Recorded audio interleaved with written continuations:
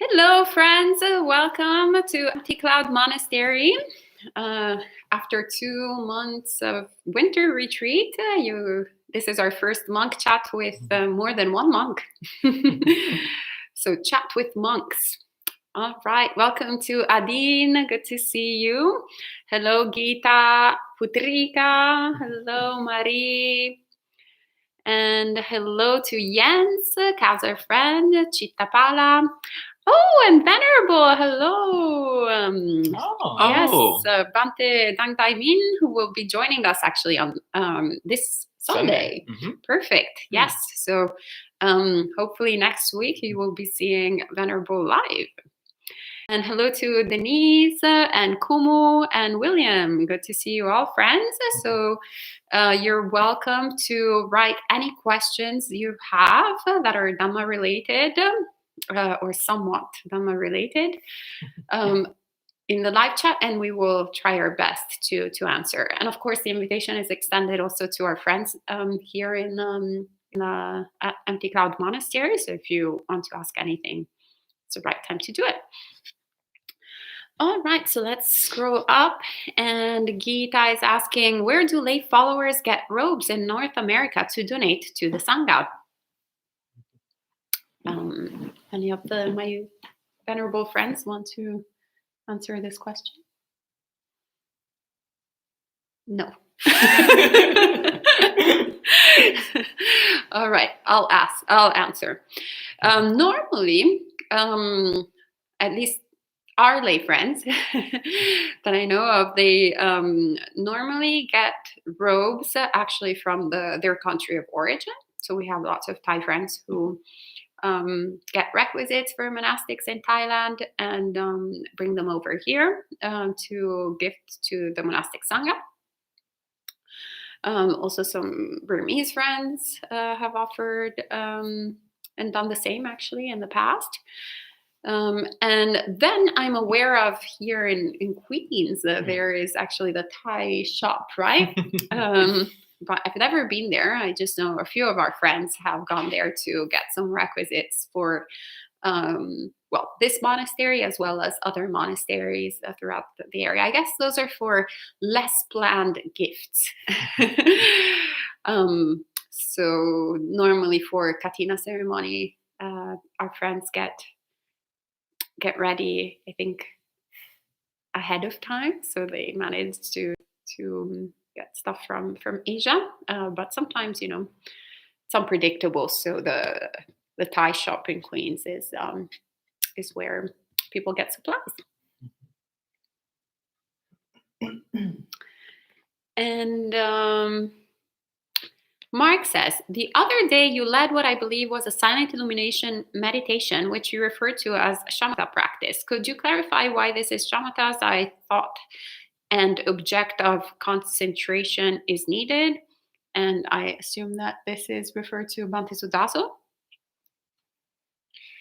So I don't believe I referred to silent illumination as a samatha practice. What I probably referred to it as is as a combined samatha vipassana practice, because that's actually what it is.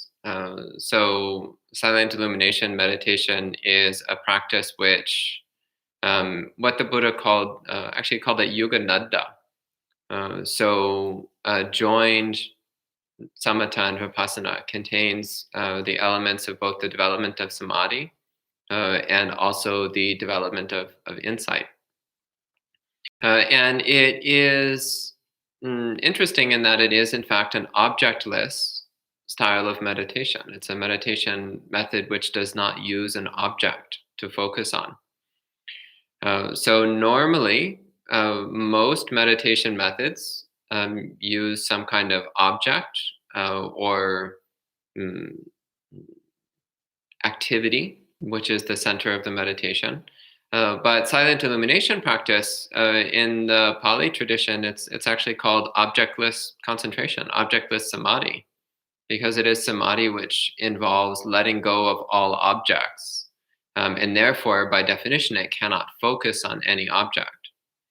And this again, it both produces very strong samadhi if done correctly, and it also produces insight because it necessitates the recognition that objects can be let go of in the first place.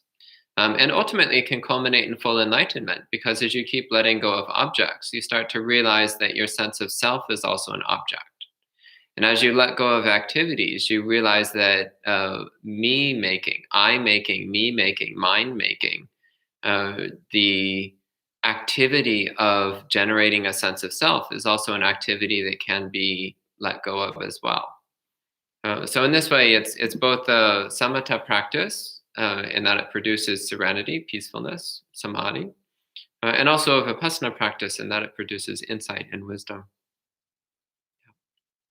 Great, thank you, Bhante. And hello, Yudi, who says, hello, I see a third. So I assume you're the third. Oh. We know Yudi in real life. She used to live in Rockaway. She probably still does, but I don't know. A lot of things have happened. You're thinking of the other Yudi, aren't you? Oh, maybe There's you're Yudi. right. You're thinking of Yudi Ortega. This is Yudi Tsai. Okay, then I retract that. So Bhante's talk from last night was about Papancha and Patibana. This was an example of Papancha. I created a whole story in my mind. So maybe you're not referring to a third as Bhante Sumano, but if you were, next week we'll have a fourth. So other venerable.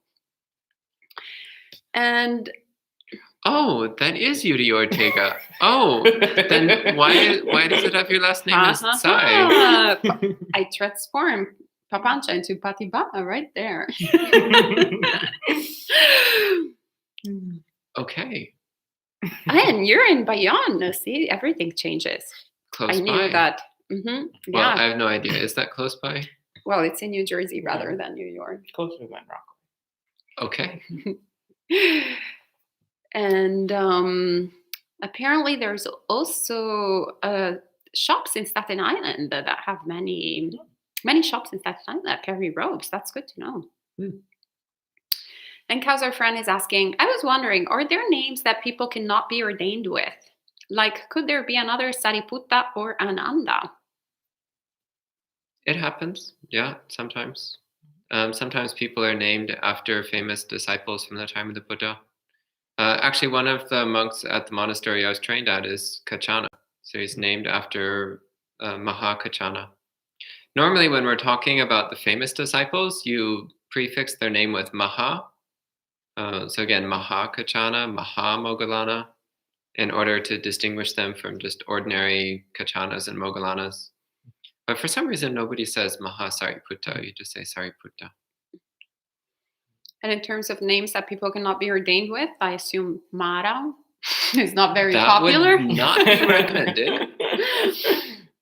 Dukkha. Dukkha, yes. Wouldn't name them after any of the asuras either. That wouldn't be recommended. Devadatta, that's off the list. Yeah, that name, I would be very surprised. Not very popular, venerable then would be, right? Yeah, that's, if you really hate your disciple, then you name them Devadatta. And Kaz, friend, says, I was wondering, I just repeated that. Denise says, may I ask if the monastery received a flower bouquet today? Tracking, yes, I think we did, and it's right here. Some of them. Anumodana sadhu. Yes, our resident May, she is our official flower decorator. So she made sure we have a memento in all the important rooms. What did you say?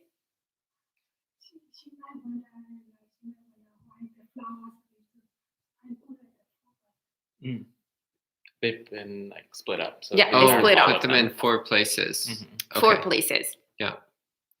And Anumadana Sadhu, it was a really beautiful gift. Yeah, I always like it when people offer flowers for the altars. And Marie says, perhaps silly, before Dhamma talks, you all managed to time the meditation close to 30 minutes while also meditating yourself. Is there a magic happening off camera, or are your internal clocks on point? Well, I can answer for myself, which is I meditate, and I know that at a certain point I feel like it's probably 30 minutes. And I open my eyes slightly. We have normally a clock here, and I see it, and I get a gist of what time it is. And then if it's the time, I ring the bell. If not, I wait until the time is right.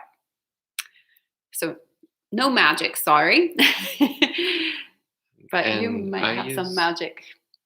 Well, I use a small timer that vibrates when the time goes off, because I don't like to look at clocks when I'm meditating. If there's no clock in sight, then it's easier for me to let go of the concept of past and future, which makes it easier for me to enter samadhi. So I don't like to have a clock anywhere within my field of vision. So I have a little timer that I set it for 30 minutes, and when I feel it vibrating, then I ring the bell. Same. Oh, they're the timers. I don't like the timer at all, because actually my mind works in an entirely different way. But I like having the clock there. Even if I don't look at it, it's my mind. My mind likes to have options, even if I don't take advantage of the options. And Yudi says, I'm referring to the third. There was no third before. So I was right. Yeah, we're very happy. 3 is the magic number. And in fact, Bhante Sumano is indeed magic. Yes. Yeah, Yudi, come visit us sometime. Yeah, now that the weather is getting warmer, we're going to have some outdoor programs soon.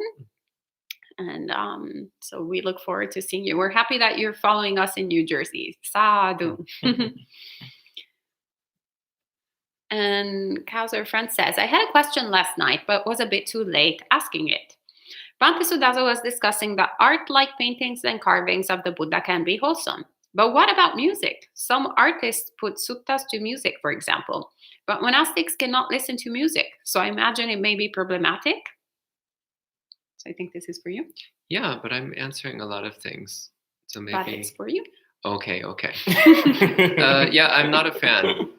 I'm not a fan of putting suttas to music, or putting Buddhist chanting to music, for that matter. I'm not a fan. Actually, remember a little while back, I was trying to find a recording of a certain Buddhist chant, because I wanted to have the group chant along with the recording of a particular chant. And every single recording that I could find online had music in the background. It was very frustrating. I actually never could find a recording of the chant that somebody hadn't added music in the background. So I just had to scrap that idea entirely. Yeah, I'm not a fan, because then there's something very powerful about music. It grabs the mind and it carries the mind along, and it stirs up emotions, and it's not good for samadhi. It's not good for serenity of mind at all. So I'm not a fan. That said, there's actually an old story.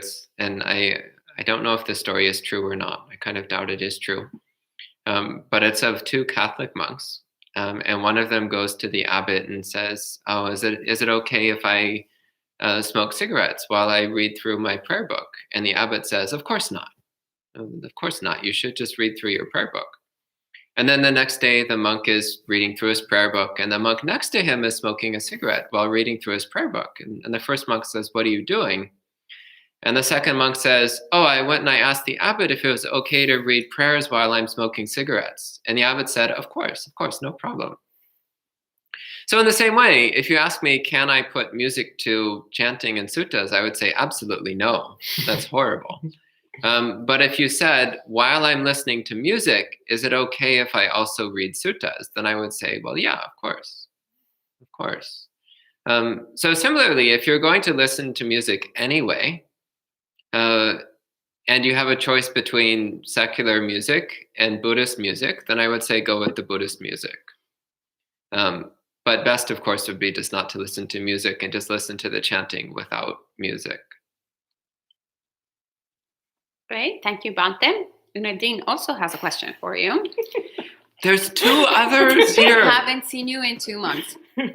I understand completely because him and I were recently doing solo monk chats. So Okay.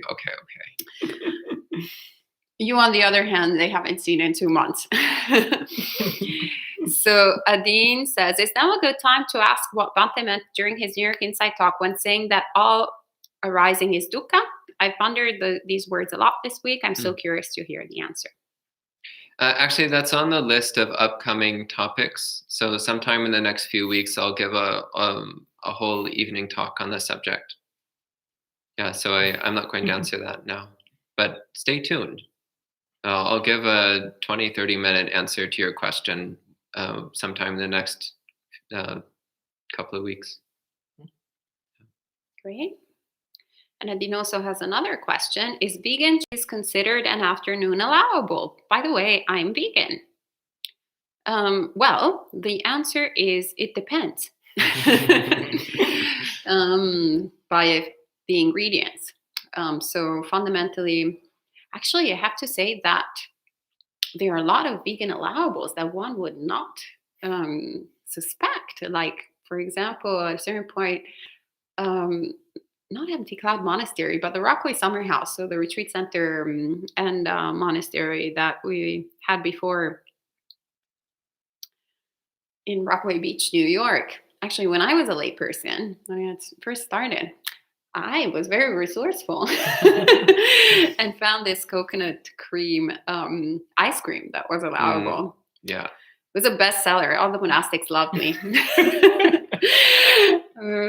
Very popular upasika. Also a lot of sorbets. Sorbet is often just made with fruit juice, which means you can have it in the afternoon. Yeah, exactly. And so, yeah, normally it's things that have fats, but nuts do not apply. So, for example, cashew cheese, unfortunately, is not allowable. But coconut-based cheese, yes, unless there are like weird ingredients in it that make it unallowable. So sometimes here someone is generous enough to donate the vegan cheese that is allowable. And sometimes it's not allowable, so it goes in the lunch session. All right. And Cera or Sierra says, hello, Venerables. You're all back at the same time again. Yes. Love seeing you all together. There's always so much joy and laughter. Maybe we should be more serious. I don't think we can. I don't think we know how. That never seems to last long. We try. And Adine says, I look forward to that longer talk on dukkha then. Great. We do too. Actually, Ayasoma just read a great quote from Ajahn Chah on the subject of seriousness. The quote was, an arhat and a madman both smile. The difference is the arhat knows why. Yeah, sadhu. And Prato Dhamma says, Vandana, this is a question for the new Bante. Great. Bante Sumano. How have you been handling Kama Chanda as a monastic now? Thank you in advance. Surprisingly, well, I should say it's been interesting. The thing that I thought would be an issue when I ordained turned out to not really be an issue. And then the other things that have been somewhat challenging, I've been pretty successful at sort of, what's the word, confronting head on. So I guess you asked maybe because, I'm a greed type, or maybe because it's typical when someone ordains. But even though I'm a greed type, for some reason, I really enjoy asubha practices. And I really enjoy sort of playing with my perception of things that I perceive as beautiful or delicious or what have you. So the usual suspects are, say attraction, food, music, entertainment, things like that. And yeah, food I thought was going to be my biggest issue. And it turns out that actually I've been able to let go pretty easily and quickly of certain preferences or cravings or ideas. Surprisingly, music has been more challenging. Which, when I think about it, it's not that surprising because I used to listen to music like 7 hours a day before moving to the monastery. But I thought that it would be easier to just, do away with it. But reflecting on sort of the standard reflection is, seeing the feelings that arise, say, when you're experiencing some kind of sensual pleasure, and looking at their impermanence. And also for me, what's been helpful is looking at how, for all the years and years and years that I've been listening to music, I can't really say that it's made my life better. Especially the music that I listened to, there was an element of fun and playfulness, but there was also an element of sort of wallowing in whatever emotion the music was trying to bring up. So whether it was listening to sad music and then wallowing in the sadness, nostalgia, depression, or even listening to, say, catchy, joyful music, but in such a way it's infectious, it's addictive. So sort of you always have to be getting that rush and that high. And so reflecting on that cycle has been really helpful, because then even if there's, I still have favorite artists, for example, and I know that they're releasing new things, which I haven't heard any of them. So if I heard it, and if we go out somewhere, on Amsram, they used to play music at the market. So if I hear it, I might recognize the voice of the person, but I don't know the song. And it's just reflecting, this song is new, but all the old songs were just like this anyway. All the old songs, it was the same feeling that was being chased, and well, didn't make me happy. So what's the point in getting caught up in that again? So reflecting on that has actually made everything else too, whether it's being attracted to a certain body or person, again, didn't make you happy in the past. Movies, films, whatever.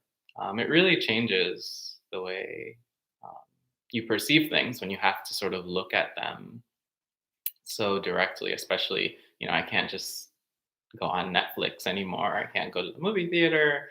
So many things are not available. And surprisingly, that forces you to actually look at your mind. When you can't just go and grab something, you can instead look at the mind that wants to grab something. So yeah, I think I've been handling it pretty well. Things might change in a month or two, but so far so good. Thumbs up to the dealing with it well, not things might change. Also thumbs up to acknowledging that things are subject to change. Yeah. Because actually one of the big problems is when we think that everything's going perfectly smoothly and then we let our guard down. So it's important not to let your guard down, because then the defilements will surprise you. Yeah, Mara is always there hanging out. Just waiting for an opportunity. Very skilled. And Chittapala says, is it common for lay people to be given Pali names? I don't believe in gendered names or gendered anything else. I'm wondering if I was given a female name. My teacher is leaving me hanging with this. Hard to let this go. Well, 1, let it go. 2, it is somewhat, it depends. I wouldn't say it's just popular to give lay people Pali names. It depends from monastery to monastery. Some monasteries seem to do it. Some others don't. I've been to both, a lot of both. And actually all the names that I'm aware of in Pali, but Bhante Sutaso can correct me, can be both genders fundamentally. It's just that you recognize when they're gendered, they usually have a diacritic. Thank you. It's a very difficult English word. Remember, Diacritic. if you're born a critic, you will die a critic. Oh, diacritic. Now I will remember it. Okay, great. I can say it anytime. Diacritico. And so, for example, Soma, my name, has a diacritic on the A. And the male version does not. This being said, most of the time we don't really use diacritic, even though Bhante Sudaso disapproves of that because he's a Pali scholar. 99% of people do not use diacritic, hence naughty. Names are not gendered. Hence, when actually you showed up, we had no idea. Mm-hmm. So I hope you let it go before I created the conditions for you to let it go. But yeah, in any case, you have both. You have all the reasons. Letting go is always the right choice to do. And actually, there's a little bit of ambiguity, even with the long A, because also the masculine plural takes the long A ending. So in the case of Soma, that can be either feminine singular or masculine plural, and it would be the same. So there's obscurity there as well. I like that. I'm Soma masculine plural. That's great. And I think also actually, so like my name, Sumano, it could also be Sumana. And there's both a bhikkhu and Tathagata, I think, named Sumana, and a bhikkhuni named Sumana also. And there's also a former Buddha. One of the past Buddhas was Sumano. Yeah. So. And a future Buddha named Sumano. Maybe so. And Sudaso, I think, is just, well, you're the only one that I've actually never even heard of another monk named Sudaso anywhere ever. For some reason, it's an extremely rare name. Yeah.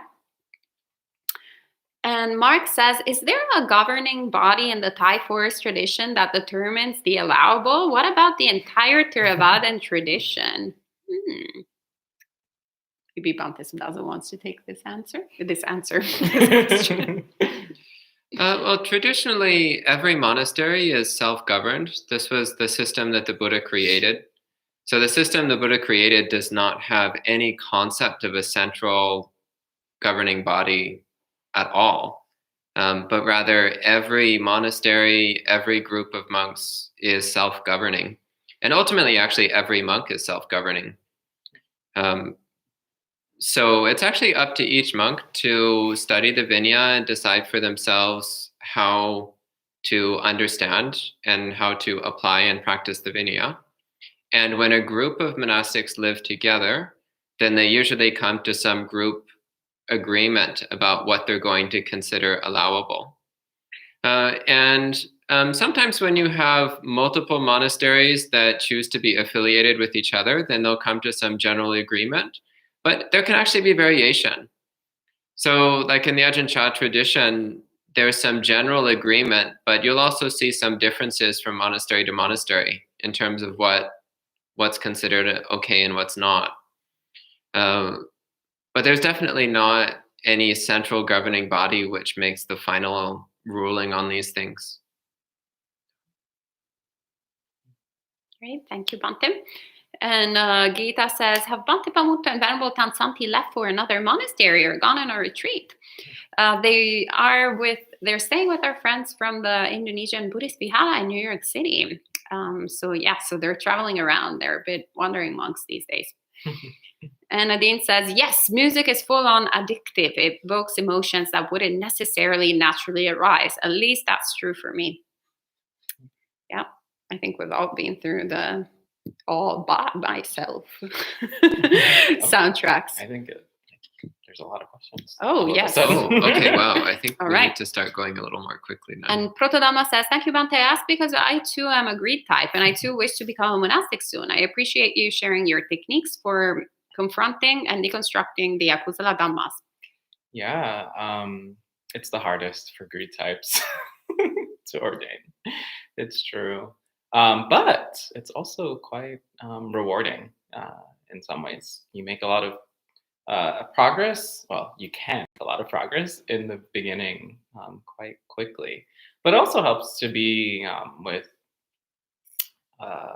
supportive spiritual companions, because it's easier to see, for all the types, it's easier to see your defilements when you have people to point them out to you, but not necessarily in a critical way. Even for people to just sort of be a mirror in some ways. And it's helpful when there's different types around as well, because then you see how something that's such a big deal for you, to the other person, they could care less. And you're like, oh, what you think is normal, what you think is how things are, you realize it's actually just a condition of the mind, and conditions can change. Sadhu. Yes, it's true. He doesn't ever get irritated by anything, hardly ever. And I'm like, wow, I guess that's not really worthy of irritation. Is that true? You never get irritated? Hardly ever. Yeah, the last time was like that moment on the phone. Oh, wow. That was like in November. Wow. December. Yeah, I mean, as an aversive type, I don't think I go a single day without getting irritated. Usually multiple times. No, there was one day on the winter retreat. So he remembers the day.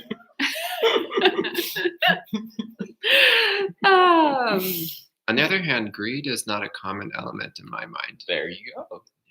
Yeah. I'm in between. Yes, I'm exactly split in half.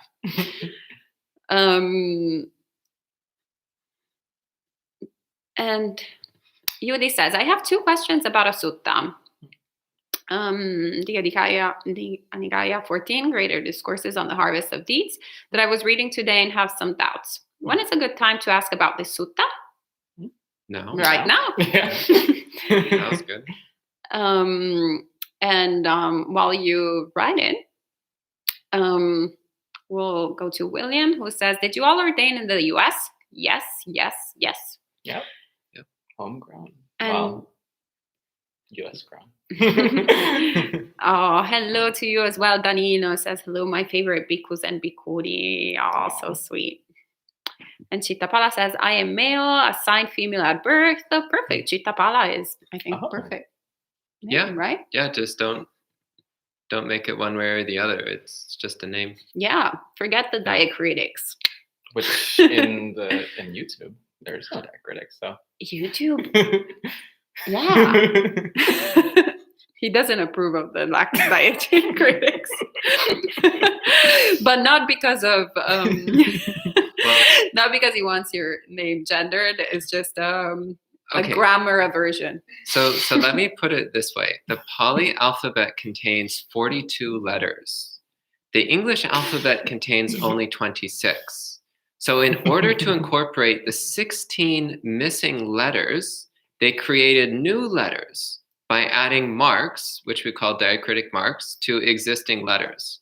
So if you're leaving out the diacritics, that's like trying to write English using only 15 letters instead of the full alphabet of 26.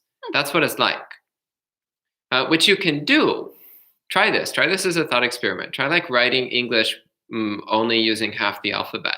You can make things which are mostly recognizable, but it also creates a lot of ambiguity and confusion as to what words you're trying to say. So it's like that with Pali. If you don't use the diacritics, it's like you're not using a third of the alphabet. It would make life easier to do that for ESL people with English, especially because, I mean, really it doesn't help to have all those letters that are not pronounced anyway. Just to introduce a different perspective. But anyway, keep going. And Mark says, did the Buddha ever speak of suicide in the Pali Sutta? I seem to get contradictory opinions when I Googled this. About the Sutta, so actually, do you want to address that? Yeah, well, first off, I just want to point out that the first precept is not to take the life of any living being. The Buddha did not put except yourself onto that. He just said any living being. So not to take the life of any living being, period. So I don't really think it's necessary to go any further than that. There are a couple peculiar things in the Pali Suttas which get interpreted in different ways, but there's nothing in the Pali Suttas anywhere which can be used to justify or excuse suicide. Again, there's a couple strange suttas which kind of have to be discussed by themselves in order to really understand what they're talking about. But there's nothing which justifies suicide. It just fits very clearly under killing living beings. Don't kill living beings. This is one of the most critical foundational aspects of Sila. Do not kill anyone. That includes yourself. Yeah. Yeah, sure.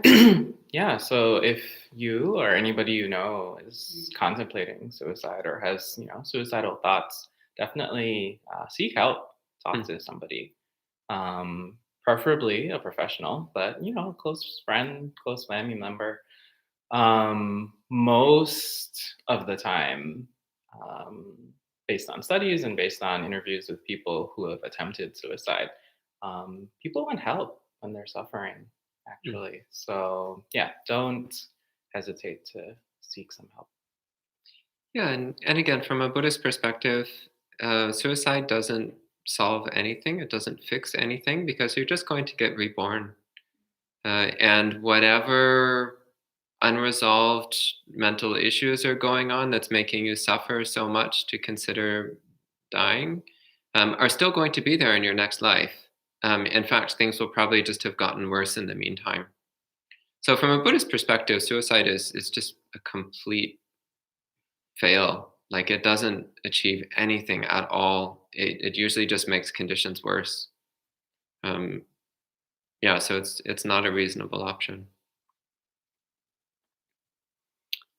Thank you, Venerable. And because our friend asks, could you use Pali to communicate with fellow monastics that do not share your main language? Or have people generally not studied Pali to that level? I mean, that would be really amusing. I've heard of this happening. Actually, Bhante Yuttadhammo spoke about a time when he was with some monks, and the only common language they had was Pali. So they actually communicated in Pali. I've never been in that situation, and doable, but yeah, a little bit awkward. I wouldn't want to do that.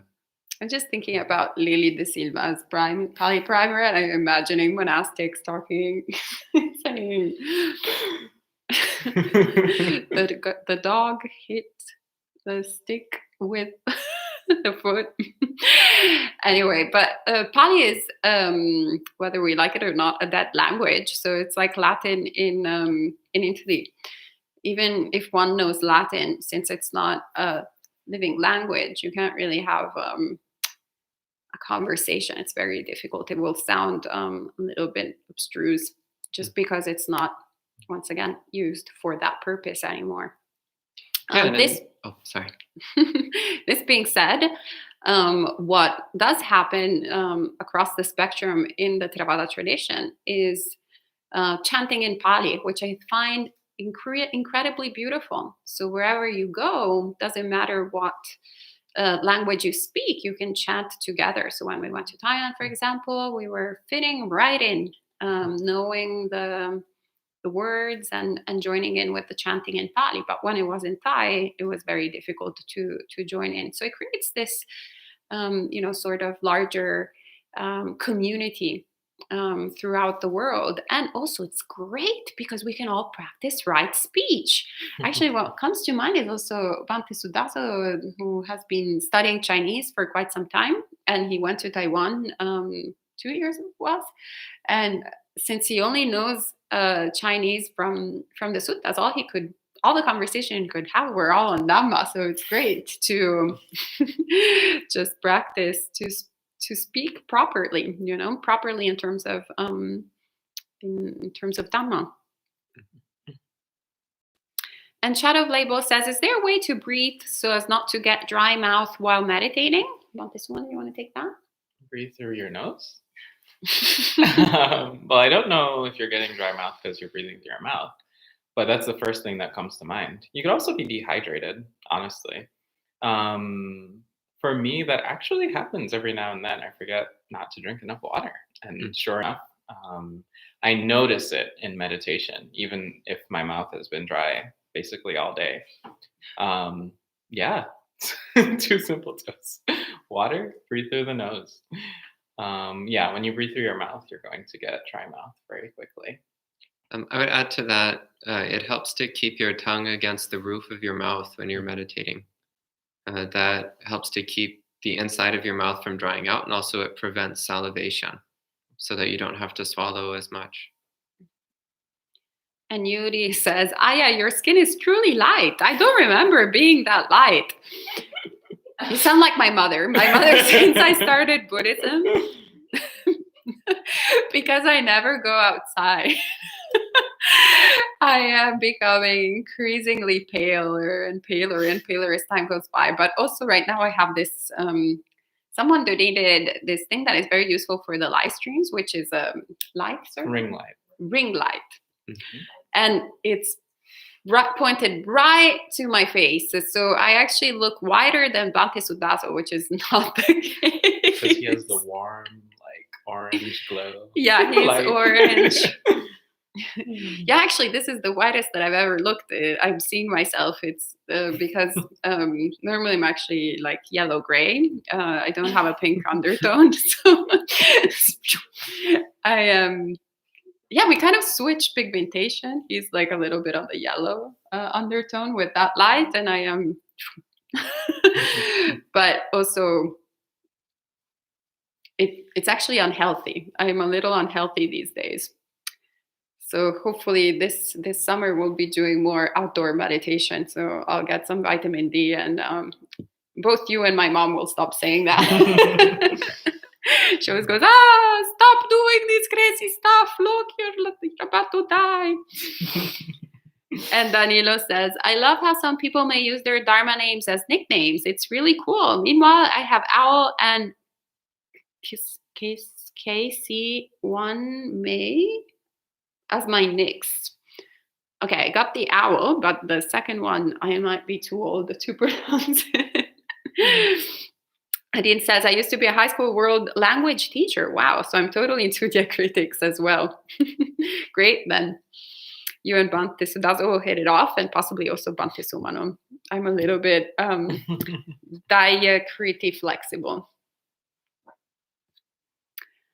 And Danilo says, have any of you studied Tibetan Buddhism while being Theravadan? Yes, I do personally. I mean, not extensively, but I'm a big fan, actually, of Tibetan Buddhism. I'm a big fan of Buddhism, to be quite frank. So anything that tastes like Dharma, my mind is enamored. So I love being surrounded by different, by practitioners of different traditions, learning from them and hearing the Dhamma through different perspectives. So then we stop getting fixated with words and concepts, and we actually really have the opportunity to make it a living practice that is relevant to, to our life, to something that is actually changing our behaviors, eliminating the defilements and leading to happiness, rather than something, more dogmatic or only this is true, everything else is wrong. And I don't know about the venerables. Yeah, I'm actually not a huge fan of Tibetan Buddhism, but I am a big fan of East Asian Mahayana, especially the Chan tradition, and to a slightly lesser degree, the Huayan philosophies. And of course, the old Yogacara philosophies from ancient India.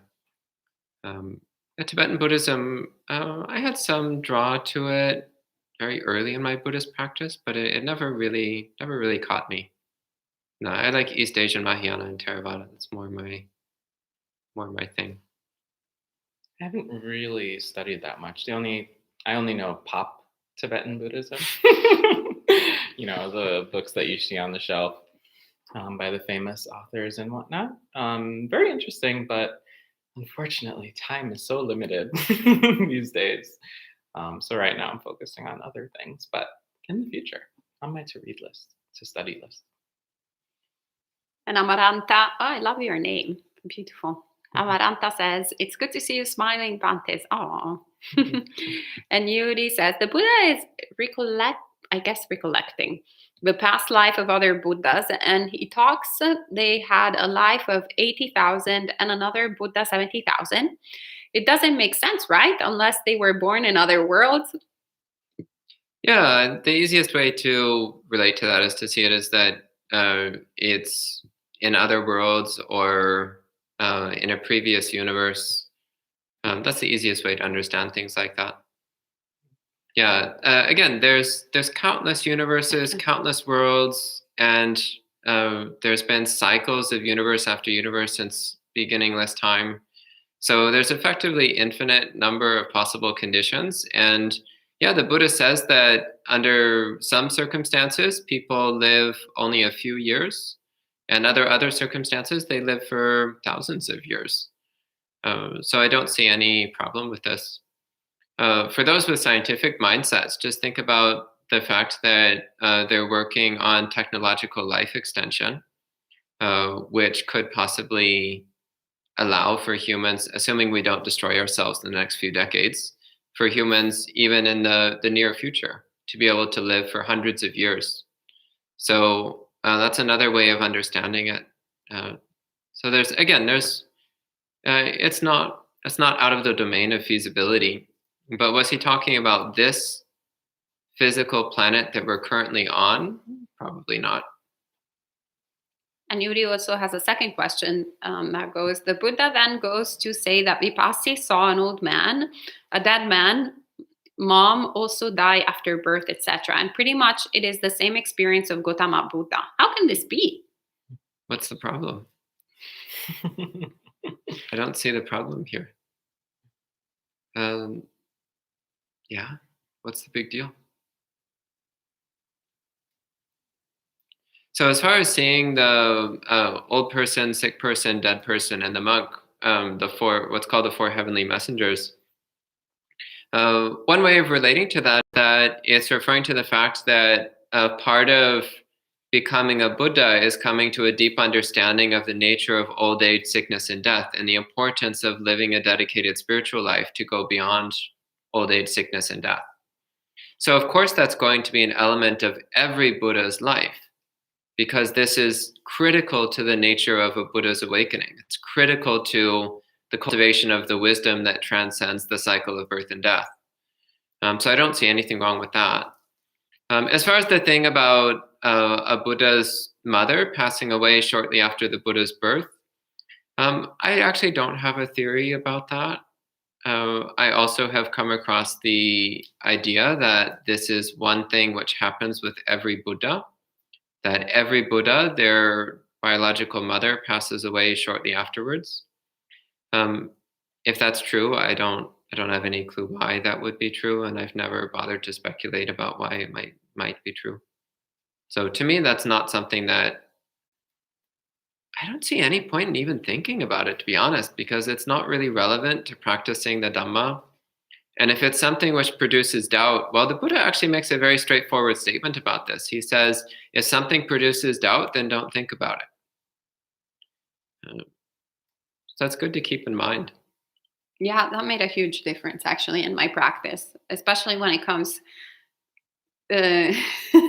sometimes, because also we have to keep in mind that some of these stories, we also approach them with our current cultural conditioning. So with 2021, having grown up in whatever technological, whatever society in this particular part of the world, and being a certain age, and being with scientific material leanings, and et cetera, so we tend to, I think, kind of create a lot of papancha of what actually these stories are trying to say. And it's kind of like besides the point. So I remember at a certain point when the Buddha spoke to me through the suttas, saying if there is anything that causes doubt in the mind, well, stop thinking about it. And I was like, oh, okay, well, let me try that. Put it on the shelf, and that's it. And then take it back later if it seems useful to take it back later. But especially when it comes to the sort of mythology, quote unquote, of the Buddha. There's also a lot of information online in terms of, we have a lot of scholar monks that have, like Venerable Análio, Bhante Sujato, etc., Venerable Bhikkhu as well, who have done also a lot of comparative studies, and they can show how some texts are not necessarily, they might be the later productions, and sometimes there are mythology, especially when it comes to the figure of the Buddha, his history, like how it comes into being, etc. There can be a lot of mythologization, which not necessarily means that it's something that needs to be discarded, but perhaps the literal sort of interpretation of it is not exactly what is important. We're missing the point fundamentally of the story. And Denise says, Ayasoma's expressions are priceless. Yeah, that was the thing that when we first started these live streams, the live streams pierced some of the delusion that I had of myself. So I thought I had this picture of myself that was completely not even close to reality, of me like meditating like this and speaking basically like Bhante Sudaso, like very composed, etc. And then I remember opening the Buddhist Insights Facebook page, and you know how they have the how do you call them? Screenshots, yeah, of the video, the thumbnails of the video. And there's a thumbnail of my talk, and I'm like this. And I was horrified. And then as soon as like I don't even know, the cursor went there, it started moving, and it was even more atrocious than the screenshot. Like it kept on going all over the place. My face was moving, and I decided never to watch a video from myself anymore. So I don't open our Facebook page anymore. I don't look at the videos. All right. So Denise says, so no suicide. So is Buddhism pro-choice or pro-life? Ooh, who's taking this hot question? I can answer. Right? I think someone asked last week. Was I doing last week? Yes. You were doing last week. Yeah, I can't remember. I assume you're referencing abortion. Well, one thing I'll say is, in particular, monastics don't get involved with decisions around abortion. And there's a lot of good reasons for that. The main reason actually is because it's such a personal and important decision that anybody really has to make. And so for us who have very sort of limited areas of really understanding someone's situation, it's really not our place to speak about that. Buddhism, in particular, I don't know, something about the wording of the sentence seems a bit off. But I would say Buddhism is about practicing and cultivating the wholesome and trying to abandon the unwholesome. And what that looks like in each situation is actually quite different. So this, and also related, say, questions about assisted suicide, euthanasia, serious medical emergencies and serious medical afflictions that people have, those kind of decisions are best made with the advice of a doctor, a physician, a clinician, a medical professional. And again, it's because there's many things to consider that don't make it black and white, pro-choice, pro-life, black and white, killing, not killing, etc. So that's been my understanding of it. That's what you would like to add. Okay. Yeah, I would just say that there's nothing in the suttas which gives any definitive statement about when consciousness begins, when a zygote or a fetus becomes sentient. There's no statement anywhere in the suttas to clarify that. And without knowing that, there's no way to make a definitive statement on the subject one way or the other. So then I would have to say that Buddhism doesn't have a clear stance on the subject because we don't have the critical piece of information which would be needed. So yeah, I have to say that Bhante Sumino, I think he really nailed it. Like it's not something which lends itself to a categorical answer. It's something which has to be carefully considered on a case by case basis. Yeah. So I would just add on, I agree perfectly with the venerables here. So Buddhism in general, not on this particular subject, is pro-choice in terms that each individual is the owner of their own karma. So each individual needs to look at all the different conditions and make an informed decision. As Bhante mentioned, the suttas the Buddha never really addresses the issue of abortion in terms of like it starts at this conception starts at this point, or it's also not a procreation pro-procreation religion, so he's not really interested in encouraging people to procreate either. It's kind of like he encourages celibacy. So celibacy is always like a great idea in Buddhism. And other than that, like always try to make the best choice in there. What he does recommend is for us monastics just not to get involved in the matters of lay people. So for example, we can't even matchmake. We can't suggest like, oh, hello, friend A, by the way, I think it would be great to hang out with friend B and perhaps make small little friends called C, D, E, F, G. Like we should just not get involved in that. So advising in one way or the other, that's not the role of Buddhist monastics. It's also not the role to make legislation, to push legislation in favor of one thing or the other. Yeah, that would be my stance. Yeah, it's actually part of one of our rules is that we're not allowed to give advice. If somebody comes and asks us about abortion, we can't give them advice one way or the other. We're actually not allowed to tell them either to do it or not to do it. Yeah. So we're not supposed to make an opinion on the subject. And Sierra says, is lying to keep a surprise for a birthday gift or something breaking the precepts? Yes, because the intention is just to keep the surprise.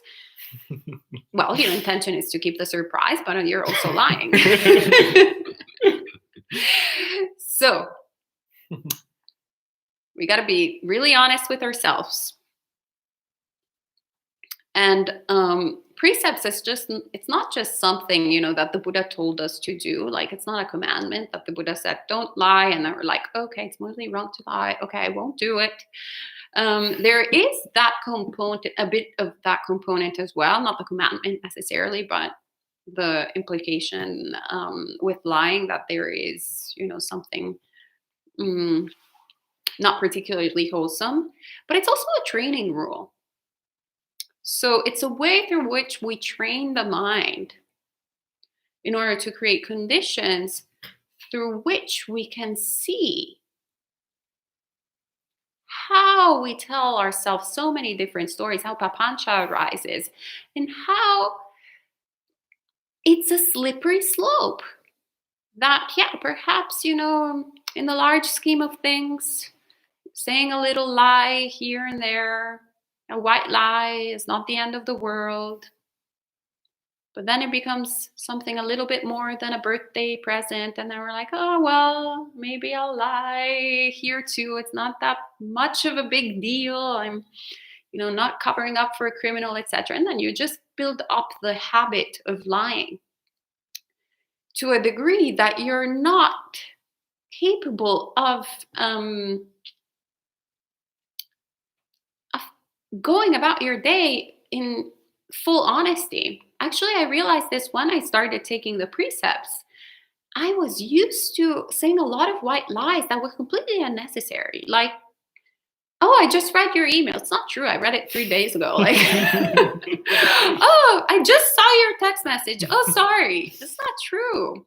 Or, oh, I didn't hear the phone. Oh, I kept on silencing it over and over again. And all of these things that we are overlooking actually create conditions of suffering, of tension, and align us with ignorance, align us with the opposite of truth. And so if we're doing a practice where we're trying to understand how things are, why are we training ourselves to do the exact opposite? So right now that lying is not an option for me anymore. I still go about, like today, for example, there was a surprise cake for Drew. Happy birthday, Anagarika Drew. And it was never an option to go and say, oh, let's lie in order to pretend there is, whatever it is. We just made it happen without any type of lying, without any type of so it's possible. And actually, that's a training in and of itself. And it's great. Were you surprised, Drew? He was surprised. Okay. Somewhat. It wasn't the emotion of surprise, but I did not expect it. Okay, good enough. Yeah. Okay. So he was not surprised, but he did not expect it. That's pretty good. Mm-hmm. So I encourage you to really train yourself in truth, in telling the truth. And I don't know if either both want to add. Okay. I would just say, actually, I found that, well, 2 things happen when you stop lying. One, what you say takes on extreme value. Like, people can trust everything that you say, and they actually want to hear what you'll say because you'll tell them the truth, even if it hurts. And the other is you get creative. So rather than, say, having to lie in order to keep a surprise, you figure out a way to not even have to address the situation in the first place. So you're like, oh, how can I arrange this so that it won't even occur to them to ask about it if that's what happens, or so that I don't have to weave this web. How can I really, make this an opportunity to be super generous, super kind, and also keep my precepts, keep my vows. It's kind of fun, actually, sometimes. Like with all the other precepts too. How can I not drink but still have a good time with my friends? You get creative. Like, oh, now I have to do something that doesn't involve bars. What is there in the world that doesn't involve bars? Most of the world, actually. Exactly. But you think sometimes the only thing that you can do is drink. The only thing you can do is kill the pests in the house. The only thing you can do is XYZ. But then you realize, oh, there are all these essential oils I can use. No, it's kind of fun. Yeah, so many options. And William says, is there an age limit for ordination? There's a minimum, but there's technically no maximum. However, any particular monastery will usually have their own procedures. So a lot of monasteries do have an upper limit, but there are other monasteries that don't. And in fact, there's some monasteries which are specifically for elderly people who want to live out the last few years as monks. Actually, Ayasoma spent a period of time at a monastery in California, which is occupied entirely by elderly women who, for their retirement, they go and become bhikkhunis and spend their last few years meditating many, many hours a day. They were older than me. A lot older than her. Hardcore. Like double my age. Yeah. Otherwise, it seemed like I earned it too. She was visiting. There are some elderly women like her. I mean, she is old. There's no denying, but she's not old to that degree. Anyway, so it depends on the monastery. But the basic minimum is, in order to receive full ordination, you need to be at least 20 years old. That's from the Vinaya. The upper limit, again, it depends upon the monastery. The lowest I've heard is there's a handful of places where they won't take anyone over 35. More common is usually around 50. A lot of monasteries don't like to take people who are older than 50. But again, it varies from place to place, and even places that have age limits are often flexible. So like where I was ordained at Giri, the standard limit is 50, but there was one person who came who was just a really top-notch candidate. I think he was 52 or 53, and the abbot said, no, he's fine. We'll make an exception. All right. And Johnny says, how does one accept the faults of others? Well, I will share. One, train yourself. Practice. No excellence can be acquired without constant practice. What works for me is to flip the mirror. So look at myself in the mirror instead of like projecting on everyone else, and going, hey, you're a pretty big mess. Hey, Ayasoma, this great hatred and delusion up here. Yeah. So why are you expecting that the rest of the world is perfect and spotless? Delusion. Yes, I'll work on the delusion. So first you have to accept your defilements, and then you're more capable of accepting others' defilements. Because really, truly, when we don't accept the defilements in others, when we, are so obsessed with their faults, it's just really, we're not, first of all, we just think that that's what they are, that's all they are.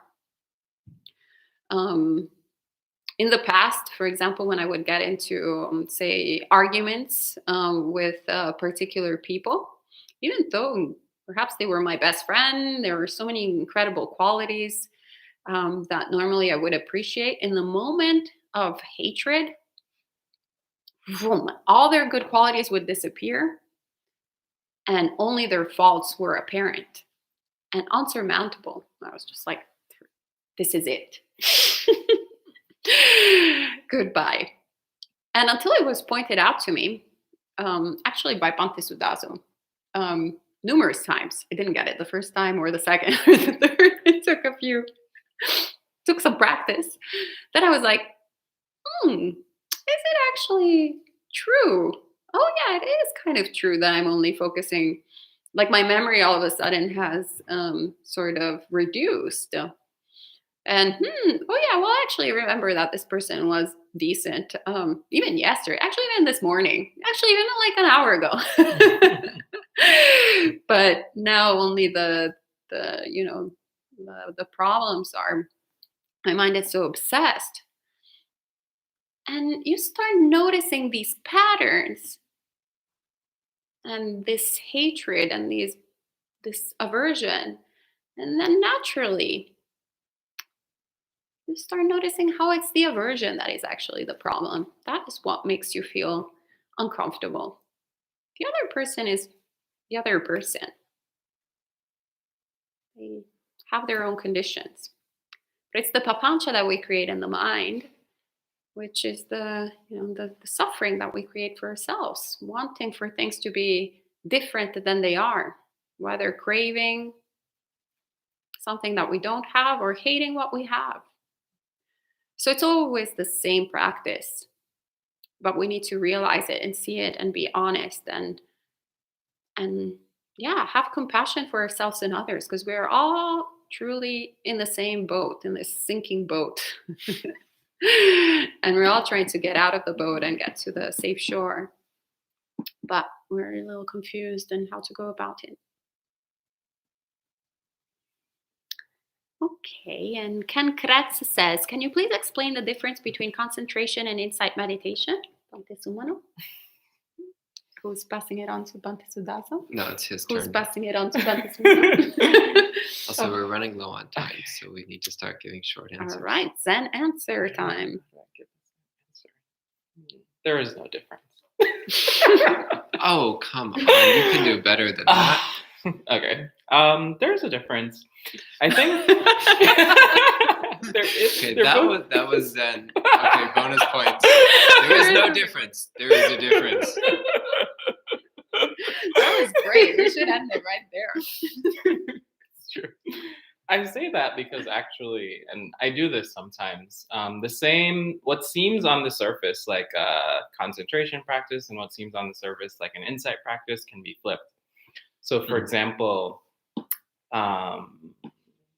meditation on the 6 elements. So for example, I like to meditate on the element of heat, fire. But I do that often as a samadhi practice. So I focus on the heat in one part of my body, for example. And I remember sharing that with someone and they couldn't understand it really because they'd used that meditation as an insight practice to understand the nature of impermanence, not self, what have you. But I do it just based on my preferences in the moment as either. So I would say the difference is often actually in how we're directing the mind. So whether we're directing a stable, solid, unshakable mind that's really just collecting or unifying around one theme, topic, etc., then we're leaning more in the direction of concentration, as you kind of understand from the word. And then insight, we're really trying to understand phenomena, understand in an experiential way, not theoretically. Not self, unsatisfaction, dissatisfaction, impermanence. And there is movement of mind for that, usually. So the difference is really what your mind is doing. It's not how people generally tend to divide the two in that, one is better, one is worse, one is strictly this way or the other, but rather what it is that we're doing with our mind. And honestly, most of them, they happen, they go hand in hand. You develop some stillness of mind, and then that malleable, still, clear mind is able to see things differently. Or the other way around, actually, by investigating really deeply reality, you find actually that all the chatter and all the noise settles down. There's stillness. So yeah, they support one another. And the distinction is there, but it's subtle and you can easily flip it around. Wonderful. Great. Thank you. And Melinda says, hello, everyone. Hello, Melinda. We miss you. I missed one. Oh, well, I'll get back to it. It's okay. I have been in mourning, but I'm getting better. I suffer because I was attached, but thanks to the triple gem, I'm doing much better. Sadhu. Sending you much metta. And Reynaldo says, is long solitary meditation necessary for monks? What are the advantages of this practice? Yes, it is very necessary. And it can be amazingly, delightfully joyful. Yeah. Or also a complete nightmare. And both are very useful to really understand what the state of the mind is, what needs to be done. What is the work that needs to be done?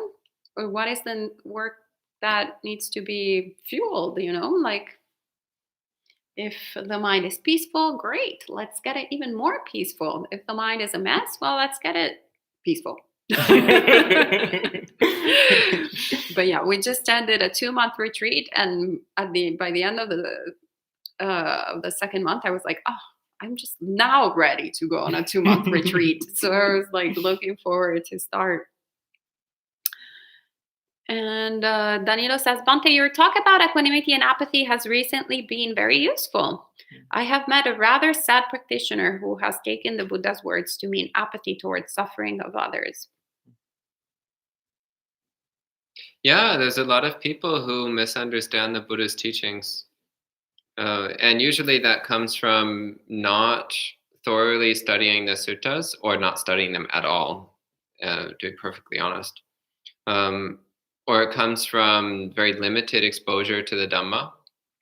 So it's important to, one, read the suttas, and two, learn from many teachers. This helps give one a broader understanding of the Dhamma. Because yeah, apathy is not Buddhism.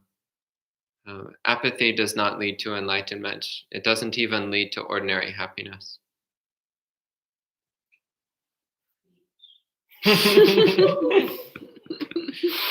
We got the hand up rather than the thumbs up from Antoinette, our beloved resident.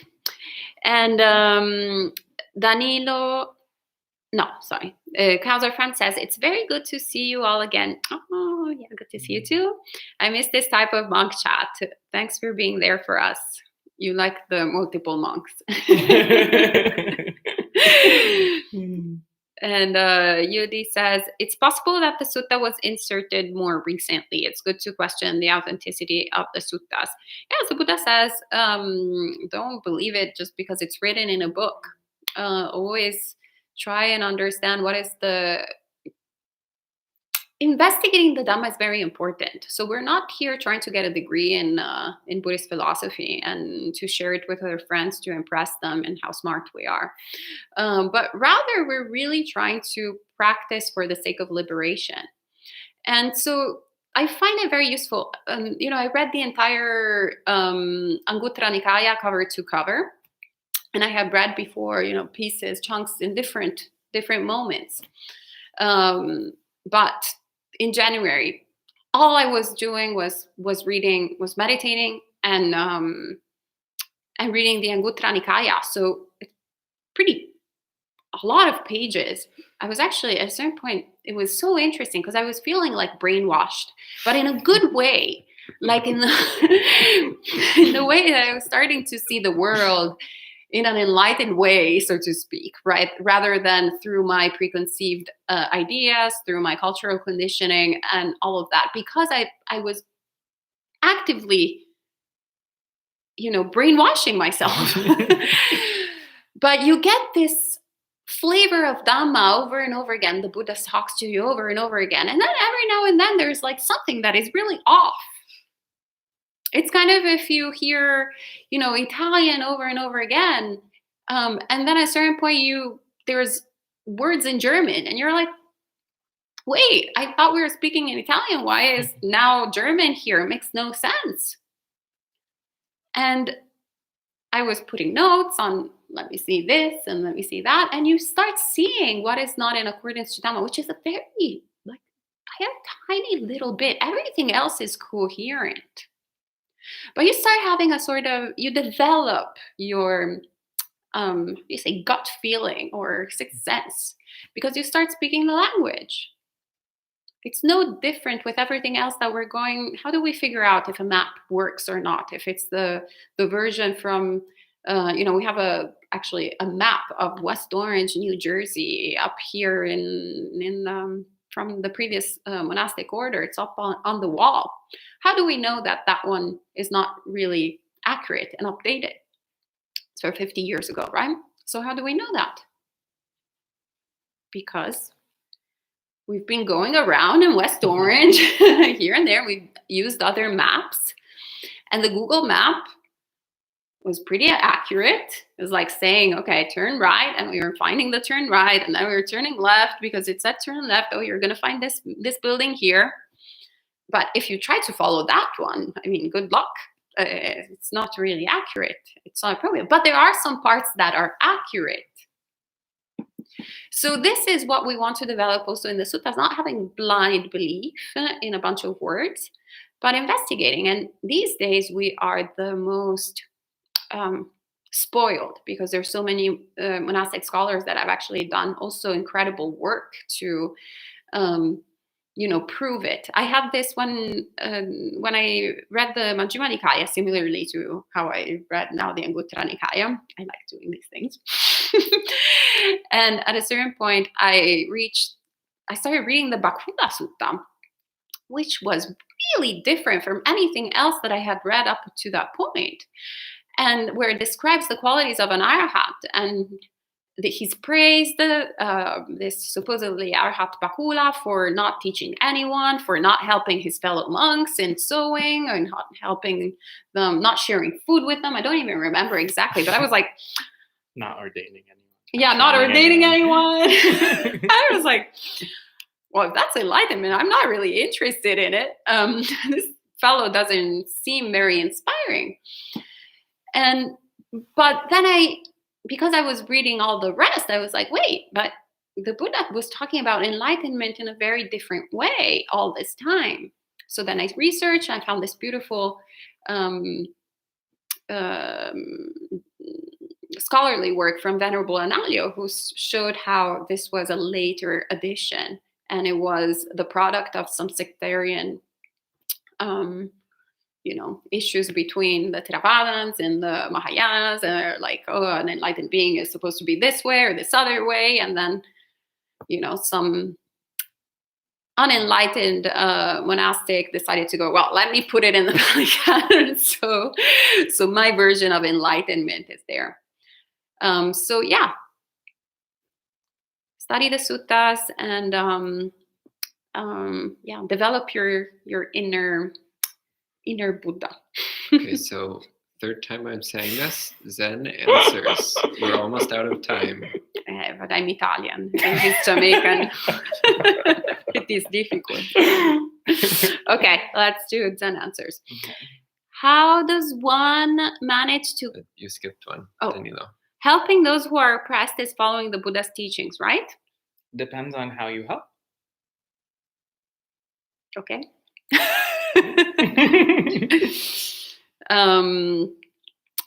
And William says, how does one manage to curtail craving in the long term?